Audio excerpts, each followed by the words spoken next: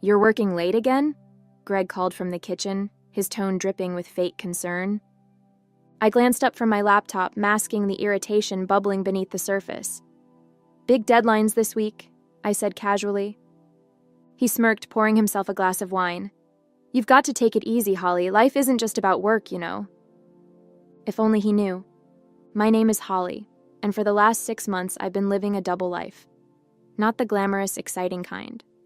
No, my double life consisted of pretending everything was fine while quietly piecing together evidence of my husband's betrayal. It started with small things: late-night meetings that didn't make sense, charges on our credit card for expensive restaurants I hadn't visited, and a faint whiff of unfamiliar perfume on his clothes. At first, I told myself I was imagining it, but one day, while organizing the mail, I found a receipt for a down payment on a car. A luxury car. That wasn't for me. I confronted him lightly at first, asking about the unusual expenses. Greg, ever the smooth talker, waved it off. "Work perks," he'd said with a grin. "You know how my clients like to celebrate."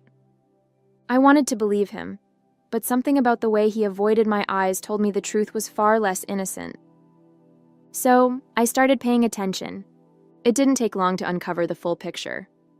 Greg wasn't just cheating. He was using our shared savings to fund a lifestyle for Melanie, his so-called client. Expensive dinners, shopping sprees, and the pièce de résistance, the car he planned to present to her as an anniversary gift. The audacity of it all was breathtaking. Here I was, working late nights to secure our future, while he drained our accounts to impress a woman who probably couldn't spell commitment if her life depended on it. But instead of confronting him, I stayed quiet. That night, as Greg settled onto the couch, I opened my laptop and began to plan. I researched fraud reporting procedures, legal options, and even looked up repossession companies. Every keystroke was fueled by a determination I hadn't felt in years. Greg thought he was clever, but he didn't realize he'd underestimated me. If he wanted to play dirty, I was ready to clean house. For the next few weeks, I played my part perfectly. I laughed at Greg's jokes, asked about his business trips, and even pretended not to notice when he'd come home smelling like an overpriced cologne I didn't buy for him. But behind the scenes, I was building my case. The first step was filing a fraud report. The car was purchased with our joint funds, but the dealership papers only had Greg's name on them, a detail I used to my advantage. I contacted the dealership under the guise of needing more information about the transaction. By the time I hung up, I had everything I needed: dates, amounts, and proof that the purchase had been made without my consent. I followed that up with a call to the bank. "I believe my account has been compromised," I told the fraud department. "There's a transaction I didn't authorize, and it's a significant amount." They flagged the account and opened an investigation. Every step I took tightened the noose around Greg's scheme. Meanwhile, I kept an eye on him. Every time he smirked over his phone or whispered into it like a teenager sneaking a call, I took mental notes.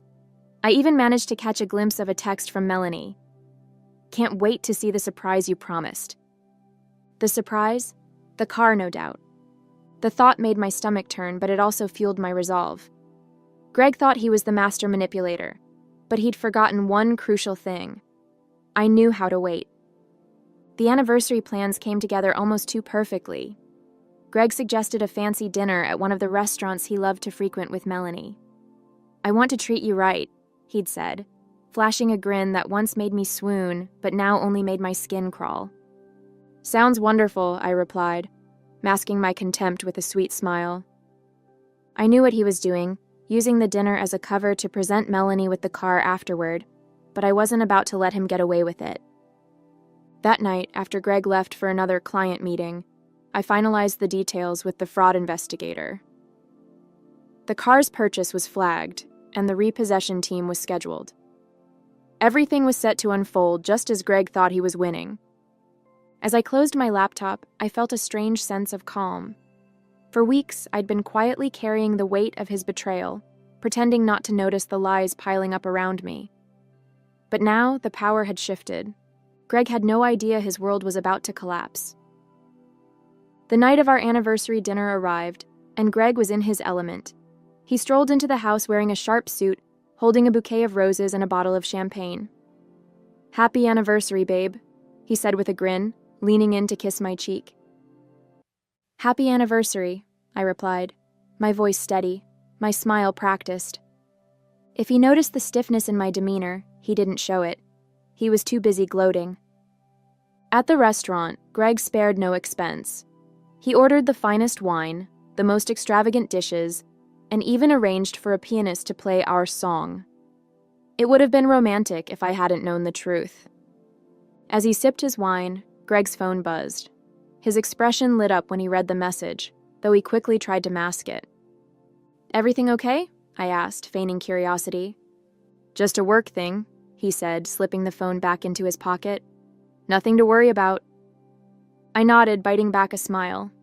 I knew exactly what the message said. Melanie was waiting for her surprise. After dinner, Greg suggested we take a walk. "It's such a beautiful night," he said, slipping his arm around my shoulders. I played along, letting him lead me back to the car. He opened the passenger door for me like the perfect gentleman, but I could see the excitement in his eyes. He was counting the minutes until he could ditch me and deliver his grand gesture to Melanie. Back at the house, I watched Greg check his watch repeatedly, his impatience barely concealed. "I've got to run out for a bit," he said finally, his tone casual. "Work emergency." "On our anniversary?" I asked, tilting my head innocently. "It won't take long," he assured me. "Just something I need to handle." I smiled sweetly. "Of course. Don't let me keep you." As he grabbed the keys and headed out the door, I sat back on the couch, my heart pounding. I could imagine the scene unfolding already. Greg pulling up to Melanie's place, handing her the keys and basking in her adoration, until the repossession team arrived. I didn't have to wait long. An hour later, my phone buzzed with a text from Detective Ruiz. "Repossession complete. Everything went as planned." I stared at the screen, my hands trembling, a mix of relief and satisfaction washing over me. Greg had no idea yet, but his perfect little charade had just come crashing down. And this time, I wasn't the one left picking up the pieces. When Greg returned later that night, his face was flushed, and his usual swagger was noticeably absent. He slammed the front door harder than necessary, his keys clinking loudly as he tossed them on the counter. "Rough night?" I asked, glancing up from the book I was pretending to read. He shot me a look, but his words were measured. "Just some unexpected complications," he said, pulling at the knot of his tie. "Anything I can help with?" I asked, my voice dripping with feigned concern. "No," he snapped, then quickly softened his tone. "I mean, it's fine. Nothing for you to worry about." I bit back a smirk and returned to my book, letting the silence stretch between us. Watching Greg squirm was almost too satisfying, but I wasn't done yet. As he disappeared into the bedroom, muttering something about needing to figure things out, I received another text from Detective Ruiz. "Your husband filed a report with the dealership. Claimed the car was taken by mistake. We'll keep you updated." I chuckled softly, imagining Greg's humiliation as he tried to explain the repossession without revealing the fraud. The next morning, I woke to the sound of Greg pacing in the kitchen. He was on the phone, his voice low and tense. "I don't care what it takes," he was saying. "Just fix it. She's furious, and I can't..." He stopped abruptly when he noticed me standing in the doorway. "Morning," I said, pouring myself a cup of coffee. He forced a smile. "Morning. Just handling some work stuff." "Sounds stressful," I said, taking a sip of coffee. "Anything I should know about?" "No," he said quickly, his tone clipped. "Nothing you need to worry about." For the rest of the day, Greg was uncharacteristically quiet. He spent hours on his laptop, muttering under his breath and occasionally slamming the lid shut in frustration. I could tell he was trying to salvage the situation, but there was nothing he could do. The fraud report had triggered a full investigation, and the dealership wasn't about to hand the car back without answers. By the evening, Greg's patience had worn thin. "Do you ever feel like the universe is just out to get you?" he asked suddenly, his tone bitter. "Sometimes," I replied, keeping my expression neutral. "But I think the universe has a way of balancing things out, don't you?" He didn't respond, but the look he gave me lingered a little too long, as if he suspected I knew more than I let on.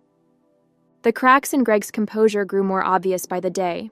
He was short-tempered, distracted, and constantly on the phone, arguing with someone on the other end. I didn't press him. Instead, I watched and waited, silently enjoying the unraveling of his carefully constructed facade. One evening, I overheard a particularly heated call. Greg was pacing in the living room, his voice low but furious. "I told you I'd fix it," he hissed. "Just give me a little more time. It's not my fault. These things happen." I could guess who he was talking to. Melanie.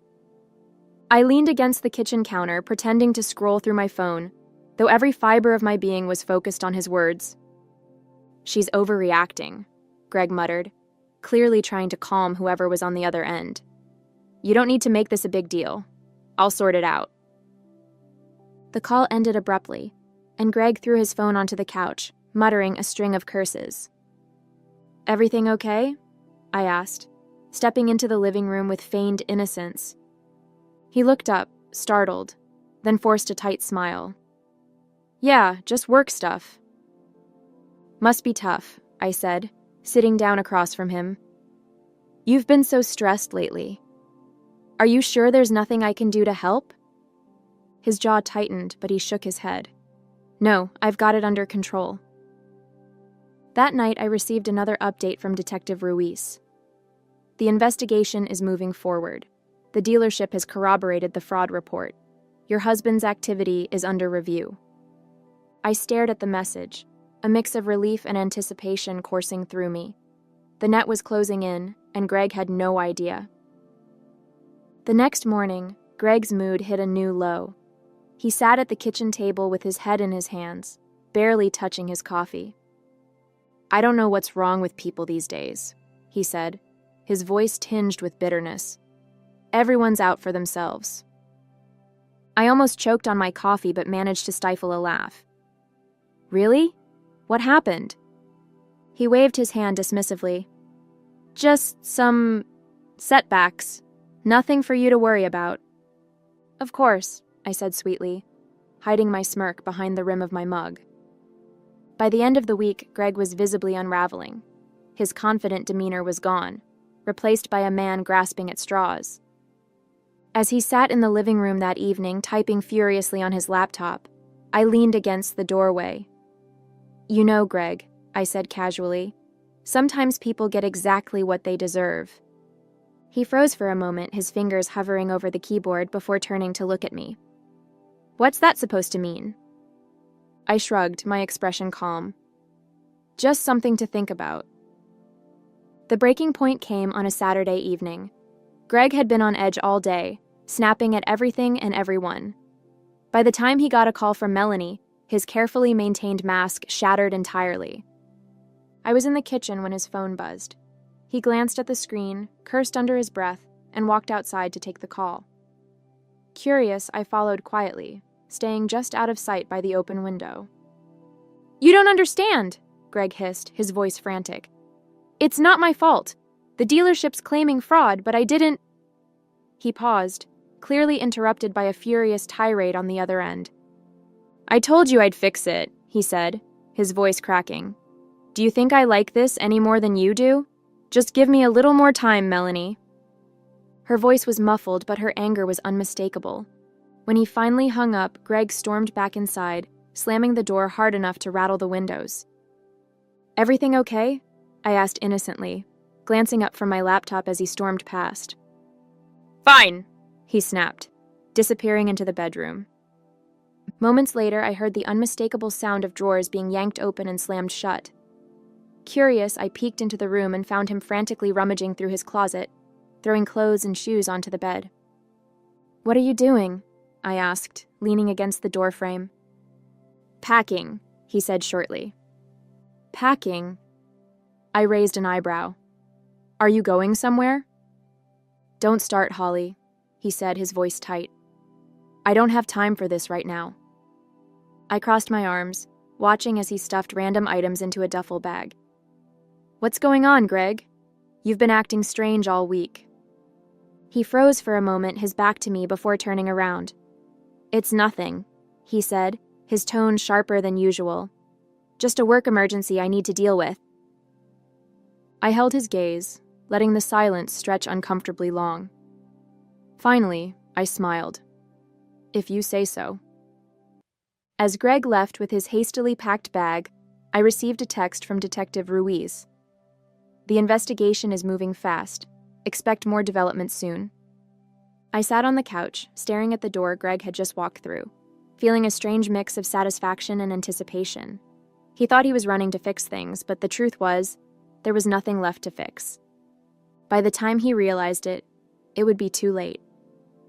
For the first time in weeks, I allowed myself to relax. The plan was in motion, and the pieces were falling into place. All I had to do now was wait. And if there was one thing I'd learned over the years, it was how to wait.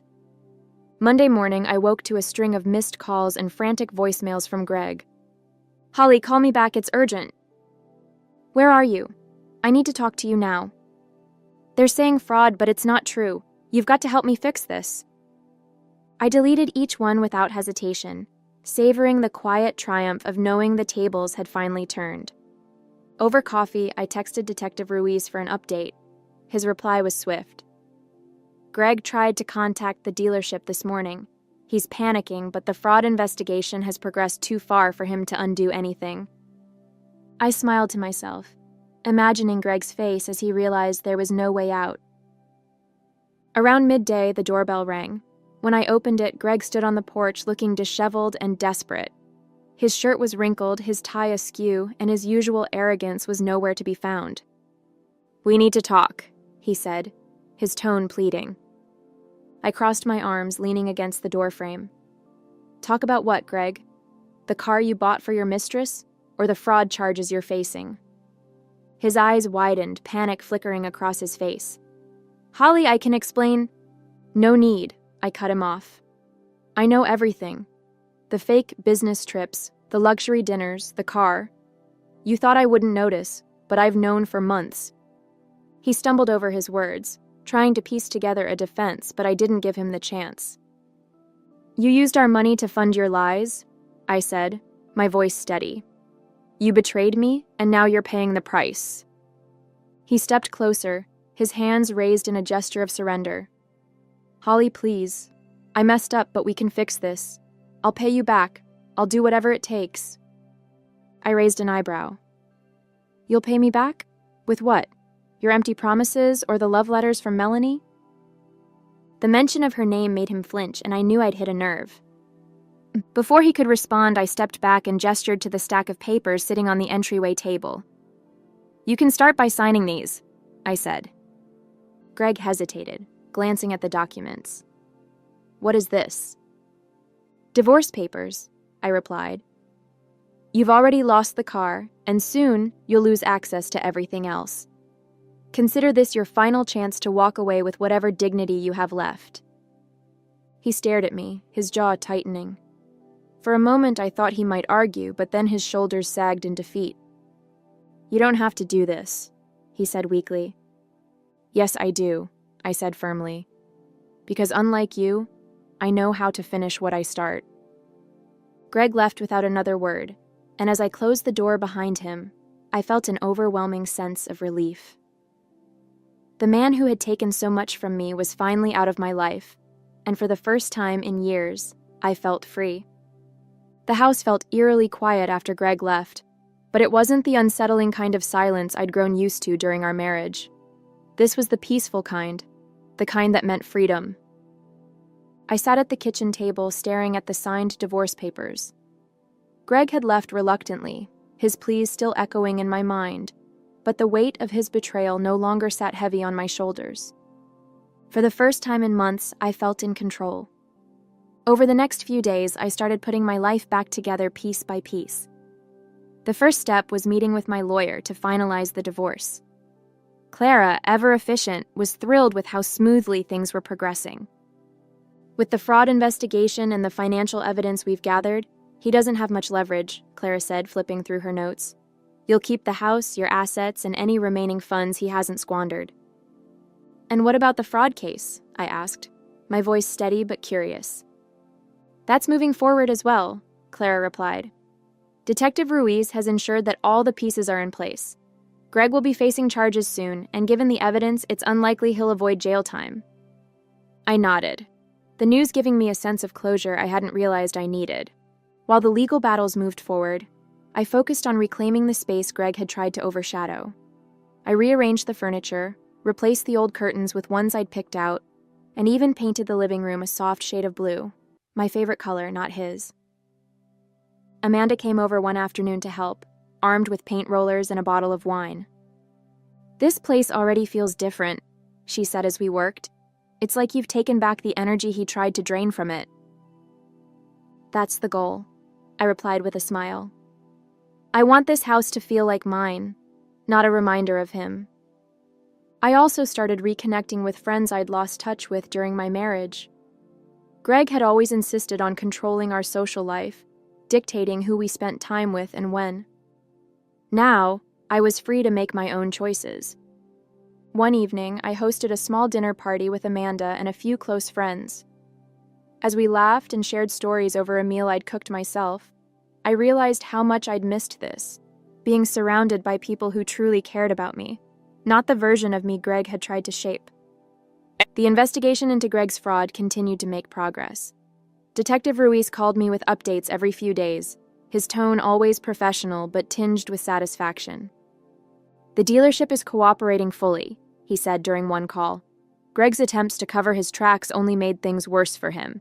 It's a matter of time before we see this through.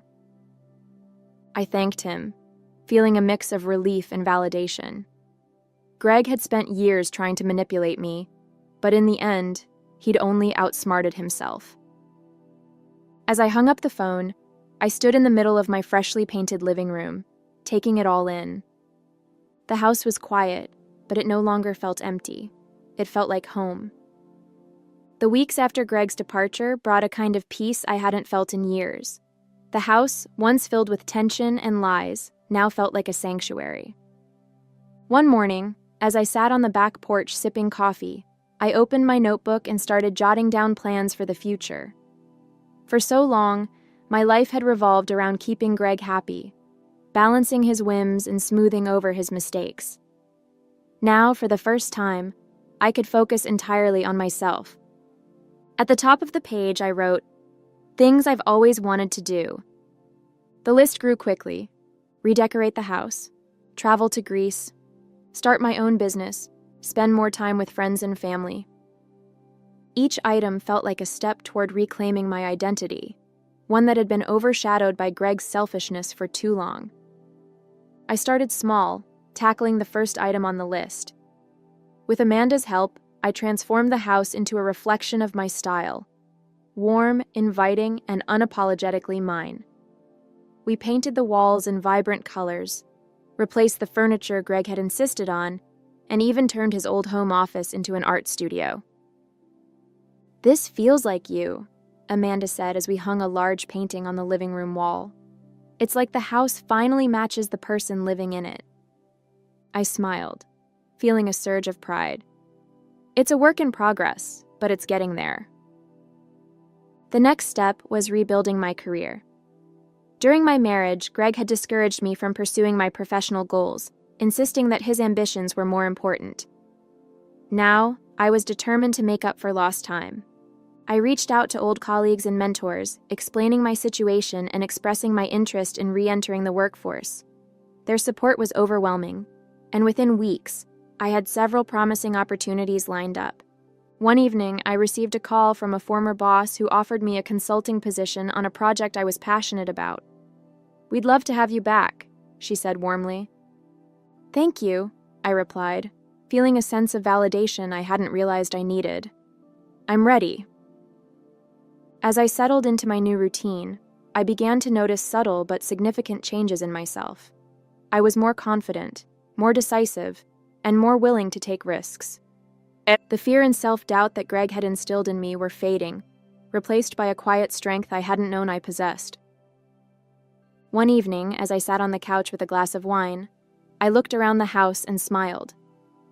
This was my life now, messy, imperfect, and entirely my own. A few weeks later, I received a call from Detective Ruiz. "The fraud investigation is officially complete," he said. "Greg has been formally charged and the case will proceed to court in a few months."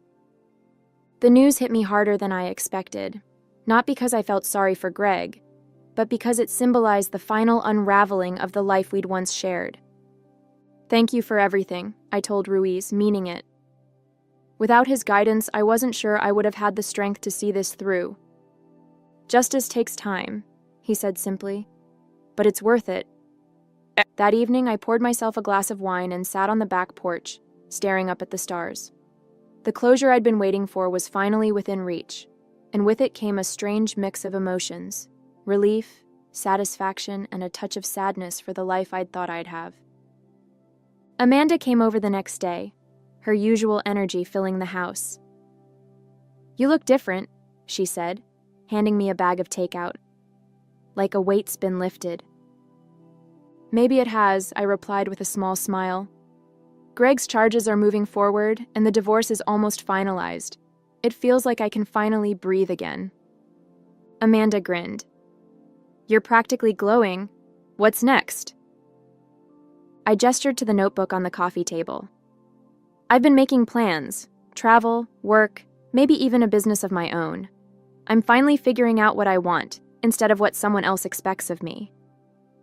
"About time," Amanda teased, raising her glass in a toast. "Here's to the next chapter."